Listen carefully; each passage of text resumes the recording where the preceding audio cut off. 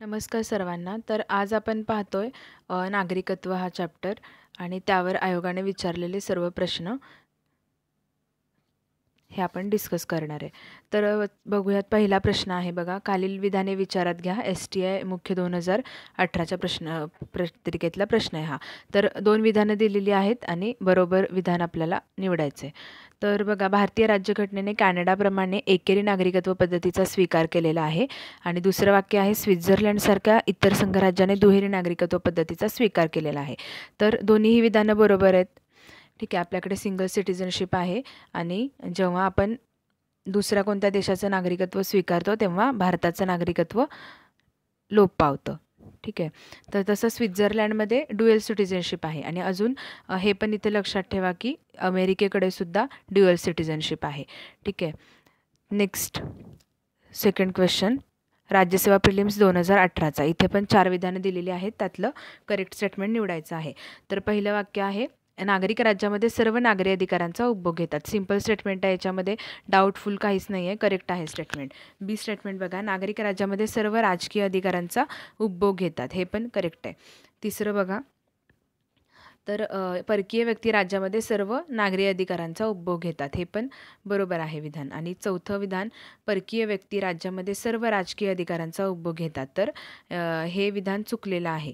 तर आता आपण बघूयात की केवळ नागरिकांना उपभोगता येणारे कोणकोणते असे फंडामेंटल राईट्स आहेत. ठीक आहे, तर असे राईट्स आहेत 15, 16, 19, 29 आणि 30. तर 15 काय सांगतं, विवक्षित कारणांवर भेदभाव करण्यास प्रतिबंध. ठीक आहे, ते जे आहे. 16वा आहे की सार्वजनिक सेवा योजनांबाबत संधीची समानता आहे सर्वांना. 19 आहे ते 6 राईट्स आहेत त्यांचं हे आहे संरक्षण, तर ते आर्टिकल 19मध्ये मिळतं आपल्याला. आणि चौथा आहे अल्पसंख्याकांच्या हितसंबंधाचे संरक्षण, म्हणजेच आर्टिकल 29मध्ये सांगितलेलं आहे ते. आणि आर्टिकल 30मध्ये काय सांगितले की शैक्षणिक संस्था स्थापन करण्याचा त्यांचा हक्क आणि त्यांचं ॲडमिनिस्ट्रेशन पण हँडल करण्याचा जो मायनॉरिटीचा हक्क आहे, तर तो 30मध्ये आहे. तर असे हे 15, 16, 19, 29 आणि 30 हे 5 राईट्स आहेत जे केवळ नागरिकांनाच उपभोगता येतात. ठीक आहे, आणि मग आता आपण बघूयात की नागरिक आणि परदेशी व्यक्ती, म्हणजे जे की आपले शत्रू राष्ट्र आहेत, तर त्या शत्रू राष्ट्रांचे नागरिक असणाऱ्या परदेशी व्यक्ती वगळता बाकीच्या जे परदेशी व्यक्ती आहेत, तर त्यांना कोणकोणते फंडामेंटल राईट्स उपभोगता येऊ शकतात. तर ते राईट्स आहेत, एक तर आर्टिकल 14 जे आहे कायद्यापुढे समानता आणि कायद्याचे समान संरक्षण. त्यानंतर आहे आर्टिकल 20 गुन्ह्याच्या दोषसिद्धीबाबत संरक्षण. त्यानंतर आर्टिकल 21 आहे राईट टू लाईफ, ठीक आहे, आणि प्रायव्हसी. त्यानंतर 21A जे आहे की शिक्षणाचा हक्क. तसेच 22सुद्धा आहे अटक आणि स्थानबद्धतेपासून संरक्षण. वेठबिगारी आणि माणसांचा अपव्यापारावर बंदी घालणे, आर्टिकल 23. तसेच मग आर्टिकल 24, 5, 6, 7, 8 हे पण पाचत्यात येतात. 24 काय आहे की कारखान्यामध्ये मुलांवर कामावर ठेवण्यास बंदी आहे. आर्टिकल 25मध्ये आपल्याला विवेकबुद्धीचं स्वातंत्र्य आणि धर्माचं मुक्त प्रकटीकरण सांगितलेलं आहे. तसंच 26मध्ये धार्मिक व्यवहारांचं व्यवस्थापन करण्याचा आपल्याला फ्रीडम आहे. तसंच 27मध्ये जे धर्माच्या संवर्धनासाठी जो टॅक्स देण्याबाबत फ्रीडम आहे. आणि 28मध्ये सांगितले की धार्मिक शिक्षणासाठी उपस्थित राहण्याबाबत फ्रीडम आहे. तर हे एवढे अधिकार शत्रू राष्ट्रांचे जर आपण परदेशी नागरिक सोडले तर बाकीचे जे परदेशी नागरिक आहेत त्यांना उपभोगता येणारे हे फंडामेंटल राईट्स आहेत. ठीक आहे, नेक्स्ट क्वेश्चन बघूयात आता. तर या ठिकाणी आपलं ABC स्टेटमेंट्स करेक्ट होते. पुढचा प्रश्न बघा, नोंदणीकृत पद्धतीने भारतीय नागरिकत्व प्राप्त करण्यासाठी खालीलपैकी कोणती आवश्यकपूर्वक अट नाही असं विचारले. तर विधानं वाचूयात आता. बघा काय म्हणते, तर भारतीय नागरिकाशी विवाह केलेले व्यक्ती जिचा नोंदणी करण्यापूर्वी 7 वर्षे भारतात रहिवास असणे आवश्यक असेल. ठीक आहे, नेक्स्ट आहे भारतीय नागरिक असणाऱ्या व्यक्तीची अल्पवयीन मुले. त्यानंतर म्हणलेलं आहे की भारतीय राज्यघटनेतील 8व्या परिशिष्टात मान्यता दिलेल्या भाषांपैकी एका भाषेचे त्याला पुरेसे ज्ञान असावे. तर अशी कोणतीही तरतूद तिथं दिलेली नाही आहे नागरिकत्व प्राप्त करण्याच्या बाबतीत. त्यामुळे C आपल्याला इलिमिनेट करू आपण, म्हणजे C नाही आहे आवश्यकपूर्वक अट. आणि D बघा, भारतीय वंशाची व्यक्ती जी भारताबाहेर इतर कोणत्याही देशात वा ठिकाणी वास्तव्यास होती. ठीक आहे, तर हे पण करेक्ट आहे. तर जर नोंदणी कृत पद्धतीनं जर नागरिकत्व मिळवायचं असेल तर अजून कोणकोणत्या वेज आहेत तर ते पण आपण डिस्कस करूया. तर अजून असं आहे की भारताचे नागरिक म्हणून नोंद असणाऱ्या पालकांची सज्ञान व सक्षम असलेली व्यक्ती ही भारताचा नागरिक नोंदणीकृत पद्धतीने मिळवू शकते. ठीक आहे. त्यानंतर बघा, ती स्वतः किंवा तिच्या पालकांपैकी कोणी एक स्वतंत्र भारताचा नागरिक होते व नोंदणीसाठी अर्ज करण्यापूर्वी बरोबर 12 महिने भारतात रहिवास करत होते अशी सज्ञान व सक्षम असलेली व्यक्ती ही पण असू शकतं. ठीक आहे. त्यानंतर भारताचे परदेशी नागरिक म्हणून 5 वर्षांसाठी नोंदणीकृत आहे आणि नोंदणीसाठी अर्ज करण्यापूर्वी साधारणपणे 12 महिने भारतात रहिवास करत आहे अशी सज्ञान व सक्षम असलेली व्यक्ती. ठीक आहे. तर हे सर्व आणि इथे 3 ऑलरेडी त्यांनी ऑप्शन्समध्ये दिले होते. तर असे हे 6-7 वेज आहेत. ठीक आहे. तर याचं उत्तर मग सी येईल, कारण की ही काही भाषेचं ज्ञान असणं ही आवश्यक पूर्वकट नाही होऊ शकत. ठीक आहे. त्यानंतर बघा, चौथा प्रश्न, नागरिकत्व कायदा 1955 अन्वये भारतीय नागरिकत्व मिळवण्याचे मार्ग कोणते? आता एकतर जो सिटिझनशिप ॲक्ट आहे 1955ला झाला तर त्याच्याप्रमाणे 5 वेज आहेत. तर पहिला कोणता आहे बघा, जन्माने प्राप्त झालेलं. ठीक आहे, जे ए ऑप्शनमध्ये सांगितलेलं आहे. त्यानंतर आहे की वंशपरंपरेने. ठीक आहे, म्हणजे वारसा हक्काने ज्याला म्हणतो आपण, ते पर्याय एक आहे. त्यानंतर नोंदणीद्वारे नागरिकत्व मिळवू शकतो आपण. त्यानंतर स्वीकृतीने नागरिकत्व मिळवू शकतो. आणि 5वा आहे की क्षेत्र विलिनीकरणाने, म्हणजे एखादी टेरिटोरी जर इंडियामध्ये विलीन झाली तर त्या टेरिटोरीचे सगळे लोक भारताचे नागरिक होणार आहेत. ठीक आहे. तर अशा प्रकारे हे ABCDE सर्व बरोबर आहे. पुढचा प्रश्न खूप सोपा प्रश्न आहे. भारतीय राज्यघटनेचा कोणता भाग हा नागरिकत्वाशी संबंधित आहे? तर भाग 2 आणि आर्टिकल्स पण इथे लक्षात ठेवायचे आहेत. आर्टिकल नंबर 5 पासून,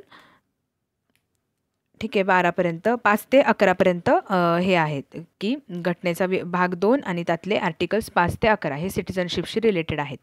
नेक्स्ट बघा, यंत्रमानवाला नागरिकत्व बहाल करणारे खालीलपैकी कोणते राष्ट्र हे जगातील पहिले राष्ट्र ठरले? आता हा मुद्दा त्यावेळेस चर्चेत होता म्हणून कर सहाय्यकच्या मेन्सला 2017च्या हा क्वेश्चन विचारलेला होता. तर सौदी अरेबिया आहे त्याचा आन्सर. ठीक आहे. ते तेव्हा चर्चेत होतं, त्यामुळं ते विचारलं होतं. तर असे सिटिझनशिपशी रिलेटेड करंटमधले जे मुद्दे आहेत ते पण आपण व्यवस्थित करून ठेवले पाहिजेत. 7वा प्रश्न बघा, भारतीय नागरिकत्व प्राप्त करण्यासंदर्भात खालील विधाने लक्षात घ्या. आता फर्स्ट स्टेटमेंट आहे, भारतीय नागरिकत्वासंदर्भातील नियम व कायदे जम्मू व काश्मीर प्रांतासाठी लागू होत नाहीत. ठीक आहे. तर हा प्रश्न 2016चा आहे, मग तेव्हाप्रमाणे हे स्टेटमेंट करेक्ट आहे. ठीक आहे. त्यानंतर भारतात जन्मलेली व आई वडिलांपैकी किमान एक भारतीय असलेली व्यक्ती नागरिकत्व प्राप्त करू शकते. आत्ताच आपण बघितलं. ठीक आहे. कोणकोणत्या वेजनी ते प्राप्त करता येऊ शकतं. त्यामध्ये जे वंश परंपरेने होतं ना, तर तो मुद्दा आहे हा इथं बी स्टेटमेंटमध्ये. हे पण करेक्ट आहे. सी बघा, नोंदणीद्वारे नागरिकत्व प्राप्त करू इच्छिणाऱ्या व्यक्तीचा भारतात किमान 6 महिने रहिवास असावा. तर आत्ताच आपण बघितलं की 6 महिने नाही तर किमान 12 महिने त्यांचा रहिवास पाहिजे इंडियामध्ये, तर ते मिळवू शकतात नागरिकत्व. आणि डी बघा, नागरीकरणाच्या प्रक्रियेतून भारतीय नागरिकत्व प्राप्त करण्यासाठी त्या व्यक्तीचा भारतात किमान 5 वर्ष रहिवास असावा, म्हणजे तेच दिलेलं आहे. तर हे महिन्यांच्यामध्ये त्यांनी गफलत केलेली आहे. ठीक आहे. तर हे डी पण, सी आणि डी दोन्ही रॉंग आहेत. ए आणि बी करेक्ट आहे. नेक्स्ट क्वेश्चन 8वा, खालीलपैकी कोणते विधान चुकीचे आहे? तर बघा, पहिला विधान वाचूया. एखाद्या व्यक्तीचा जन्म भारतात 26 जानेवारी 1950 रोजी किंवा त्यानंतर, परंतु 1 जुलै 1987 पूर्वी झालेला असेल तर ती व्यक्ती भारतीय नागरिक असते. ठीक आहे, करेक्ट आहे. नेक्स्ट बघा, एखाद्या व्यक्तीचा भारतात जन्म 1 जुलै 1987 रोजी किंवा त्यानंतर झाला असेल आणि तिच्या जन्मावेळी आईवडिलांपैकी कोणीही एक भारताचे नागरिक असेल तर ती व्यक्ती भारताचा नागरिक असते. हे पण करेक्ट आहे. आणि नेक्स्ट बघा, जेव्हा एखादी व्यक्ती तिच्या भारतीय नागरिकत्वाचा त्याग करते तर तेव्हा त्या व्यक्तीचा प्रत्येक अज्ञान मुलाचे भारतीय नागरिकत्व देखील संपुष्टात येते. हे पण बरोबर आहे. तर सर्वच विधानं बरोबर आहेत, त्यामुळं इथं चुकीचं एकही नाही आहे. आता हा मुद्दा जन्माने प्राप्त झालेलं जे नागरिकत्व आहे त्याच्याशी संबंधित ही 3 विधानं होती. तर ह्यात ॲडिशन म्हणून अजून एक लक्षात ठेवायचं आहे आपल्याला की 3 डिसेंबर 2004 ही पण डेट लक्षात ठेवा. 3 डिसेंबर 2004 रोजी किंवा त्यानंतर भारतात जन्मलेल्या व्यक्तींना भारताचे नागरिक मानले जाते. कधी? जर अशा व्यक्तींच्या जन्मावेळी त्यांचे दोन्ही पालक भारताचे नागरिक असतील किंवा त्यांच्या पालकांपैकी एक भारतीय नागरिक असेल आणि दुसरा बेकायदेशीर स्थलांतरित जर नसेल तर ते काय होतात, भारताचे नागरिक मानले जातात. ही पण फॅक्ट लक्षात ठेवा. नेक्स्ट क्वेश्चन बघूयात, 9वा, खालीलपैकी कोणते विधान चुकीचे आहे? तर फॉरेस्ट मुख्य 2016चा प्रश्न आहे. तर पहिलं विधान बघा, भारतामध्ये राष्ट्रपतीपदासाठी केवळ जन्मसिद्ध नागरिकच पात्र असतो. नागरिकीकरणाद्वारे म्हणजे नॅचरलायझेशनद्वारे जर नागरिकत्व प्राप्त केलं असेल तर ती व्यक्ती पात्र नसते असं म्हणलं आहे, पण असं आपल्याकडे तरतूद नाही आहे, त्यामुळे हे वाक्यच चुकलेलं आहे पहिलं. आणि सेकंड बघा, अमेरिकेमध्ये अध्यक्षपदासाठी केवळ जन्मसिद्ध नागरिकच पात्र असतो. नागरिकीकरणाद्वारे नागरिकत्व जर प्राप्त केलं असेल तर ती व्यक्ती तिथं पात्र नसते, हे मात्र बरोबर आहे. ठीक आहे, अमेरिकेमध्ये जन्मतः जो म्हणजे मूळ अमेरिकेत ज्याचा जन्म झाला आहे, ठीक आहे, तर जन्मसिद्ध नागरिकच फक्त अध्यक्ष होऊ शकतो. बाय रजिस्ट्रेशन जर अमेरिकेचं नागरिकत्व प्राप्त केलं असेल कोणी तर ते पात्र नसतात अध्यक्ष होण्यासाठी. सी बघा, जेव्हा एखादी व्यक्ती भारतीय नागरिकत्वाचा त्याग करते तेव्हा त्या व्यक्तीच्या प्रत्येक अज्ञान बालकाचे भारतीय नागरिकत्व देखील नष्ट होते, हे पण करेक्ट आहे. ठीक आहे, त्यामुळं रॉंग कोणतं आहे? ए, पर्याय क्रमांक 1. क्वेश्चन नंबर 10, भारतीय नागरिकत्व हिरावून घेतल्याने नष्ट होते, याबाबत कोणते विधान बरोबर नाही? आता नागरिकत्व कसं रद्द होतं त्याचा मुद्दा आपण इथे डिस्कस करूया. तर पहिलं बघा, लबाडीने नागरिकत्व मिळवलं असेल तर बरोबर आहे ते. ठीक आहे, हिरावून घेतल्याने नष्ट होते असं विचारलेलं आहे. नेक्स्ट बघा, नागरिकाने भारतीय राज्यघटनेप्रती बेईमानी दाखवली, हे पण बरोबर आहे. त्यानंतर नागरिक सामान्यपणे सलग 7 वर्ष भारताबाहेर जर राहिला असेल तर नागरिकत्व संपुष्टात येतं. आणि चौथा आहे, नागरिकास नोंदणीनंतर 5 वर्षांच्या आत अन्य देशात 1 वर्षाचा तुरुंगवास झाला असेल तर 1 वर्षाचा नाही, ठीक आहे, तर 2 वर्षाचा तुरुंगवास जर झाला असेल तर तो नागरिकत्व संपुष्टात येतं. त्यामुळे तिथं वर्ष म्हणजे फॅक्ट चुकवलेली आहे. 4 नंबरचा आपला आन्सर आहे. ठीक आहे, त्यानंतर अजून यात ॲडिशन करायची झाली तर बघा, युद्धादरम्यान जर एखाद्या नागरिकानं शत्रूशी बेकायदेशीरपणे व्यापार केला किंवा कम्युनिकेशन केलं असेल तरीही तो काय होतं, त्याचं नागरिकत्व संपुष्टात येतं, हिरावून घेतलं जातं. पुढे बघा 11वा प्रश्न. आता कायदा 1955, ठीक आहे, नागरिकत्वाचा जो कायदा आहे तर त्याच्याप्रमाणे कोणती व्यक्ती एखादी व्यक्ती भारताचा नागरिक बनू शकते? तर बघा कशी बनू शकते, 5 पर्याय आहेत, बरोबर बघितलं होतं आपण. कोणकोणते आहेत ते? भूमी अधिग्रहित झाल्यामुळे, ठीक आहे, त्यानंतर वारसा हक्काने, जन्म भारतात झाल्याने आणि नोंदणीद्वारे. तर हे सर्व बरोबर आहे, म्हणजे ए, बी, सी आणि ई बरोबर आहेत. पण राष्ट्रीयकरणाद्वारे असा कोणताही ऑप्शन तिथं नाही आहे, सो डी रॉंग आहे. डीला इलिमिनेट करा. आणि बघा पर्याय पण बघितले तर 1 नंबर, 2 नंबर आणि 3 नंबरमध्ये तुम्हाला डी दिसतंय, पण 4 नंबर पर्यायामध्ये डी दिसत नाही, सो 4 नंबर आपला आन्सर आहे. अशा प्रकारे आपण ट्रिक्स वापरून सुद्धा हे सोडवू शकत होतो. 12वा प्रश्न, भारतीय नागरिकत्व रद्द संबंधातील खालीलपैकी कोणते विधान सत्य नाही असं विचारलंय? तर पहिला पर्याय, फसवणूक करून, खोटी माहिती दर्शवून, वस्तुस्थिती लपवून नागरिकत्व मिळवले असेल. ठीक आहे, तर हे करेक्ट आहे. म्हणजे हे असं असेल तर आपण काय करतो, रद्द करू शकतो. कृतीतून वा भाषणातून राज्यघटनेशी बेईमानी किंवा द्रोह केला असेल, हे पण करेक्ट आहे. शत्रुत्व किंवा युद्ध करणाऱ्या राष्ट्राला मदत केली असेल, ठीक आहे, हे पण करेक्ट आहे. पण भारताबाहेर सलग किती वर्ष वास्तव्य हा असायला पाहिजे? 7 वर्ष, पण तिथं दिलं आहे 5 वर्ष, त्यामुळं चौथा पर्याय चुकीचा आहे. 13वा प्रश्न, खालीलपैकी कोणते विधान बरोबर आहे? तर बघा, अनिवासी भारतीय नागरिक निवडणुकीत मतदानाला पात्र असतील असं म्हणलेलं आहे. त्यानंतर पुढचं विधान आहे, अशी व्यक्ती भारतातील कोणत्याही मतदारसंघात नाव नोंदवू शकेल. आता कोणत्याही मतदारसंघात नाही नोंदवू शकत, जिथं त्यांचं काय झालेलं आहे की जिथं त्यांची मतदार म्हणून नोंदणी झालेली आहे त्याच मतदारसंघात ते काय करू शकतात, हे करू शकतात मतदान. ठीक आहे, मग कोणत्याही मतदारसंघात नाही होत ते, त्यामुळं बी रॉंग आहे. मतदार म्हणून नाव नोंदण्याकरता अशा व्यक्तीने भारतीय दूतावासात अर्ज केला पाहिजे, अशी काही तरतूद नाही आहे. सी पण रॉंग आहे. Only A is correct. अनिवासी भारतीय नागरिक निवडणुकीत मतदानाला पात्र. आता अनिवासी भारतीय नागरिक म्हणजे त्याच्याविषयी थोडं बघूया. तर non residents of India, NRI ज्याला म्हणतो आपण, अनिवासी भारतीय. सो भारतीय पारपत्र बाळगणारा पण सामान्यपणे भारताबाहेर राहणारा भारतीय नागरिक म्हणजेच अनिवासी भारतीय. ठीक आहे, हे लक्षात ठेवा. 14 बघा, 14 संविधानाच्या प्रारंभी भारताचा नागरिक होण्याकरता कोणती अट आवश्यक नव्हती? तर पहिलं ऑप्शन आहे भारतात अधिवास. ठीक आहे, बरोबर आहे. भारतात जन्मसुद्धा करेक्ट आहे. माता व पितांचा भारतात जन्म किंवा अशा प्रारंभापूर्वी किमान 5 वर्ष भारतात सामान्यतः निवास. चौथं पण बरोबर आहे, पण तिथे माता किंवा पिता असं पाहिजे होतं, तर त्यांनी माता व पिता दिले, त्यामुळे ते ऑप्शन रॉंग होईल 3 नंबरचं. नेक्स्ट बघा, 15वा प्रश्न, क्ष या ब्रिटिश महिलेस खालीलपैकी कोणत्या कारणाने भारतीय नागरिकत्व मिळेल?